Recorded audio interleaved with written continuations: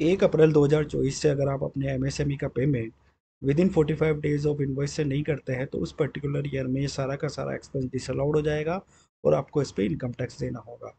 ऐसा क्यों है? क्योंकि फाइनेंस एक्ट 2023 के अंदर एक नया क्लोज एच इंट्रोड्यूस किया गया, सेक्शन 43 बी, जो कि रिलेटेड है माइक्रो और स्मॉल एंटरप्राइजेस के पेमेंट से। फ्रेंड्स, इस प्रोविज़न में ये बताया गया कि अगर 31 मार्च तक आपका कोई भी पेमेंट रिलेटेड टू एमएसएमई है जिसका due date more than 45 days in case of कोई एग्रीमेंट है बिटवीन बायर और सेलर, और 15 डेज इन केस ऑफ कोई एग्रीमेंट नहीं है, अगर ऐसा हो जाता है 31 मार्च 2024 तक, तो वो आपके इनकम में कंसिडर कर लिया जाएगा।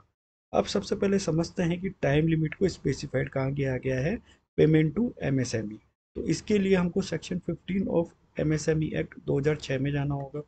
वो दो चीज़ बोलता है, क्या एग्रीमेंट है बिटवीन बायर और सेलर?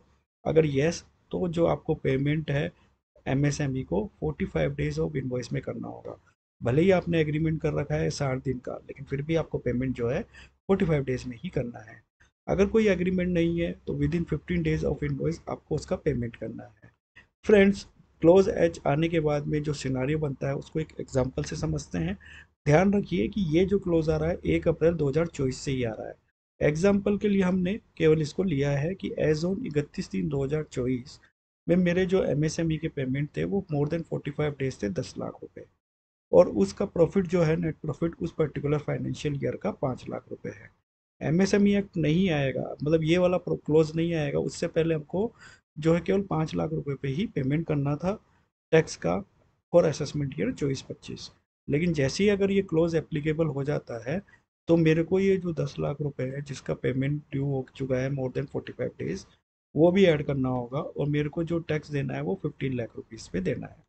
हालांकि ये 10 लाख रुपए जब आप नेक्स्ट ईयर में पेमेंट करोगे तो उस ईयर के इनकम में से डिडक्ट हो जाएगा, लेकिन उस पर्टिकुलर ईयर में तो मैंने इस पे 10 लाख रुपए का टैक्स दे दिया है।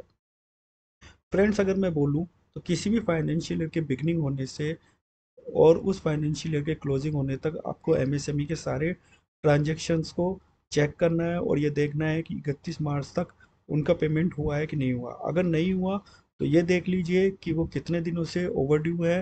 फिर उसमें आप ये देखिए कि उस पर्टिकुलर एमएसएमई के साथ में एग्रीमेंट है या नहीं है।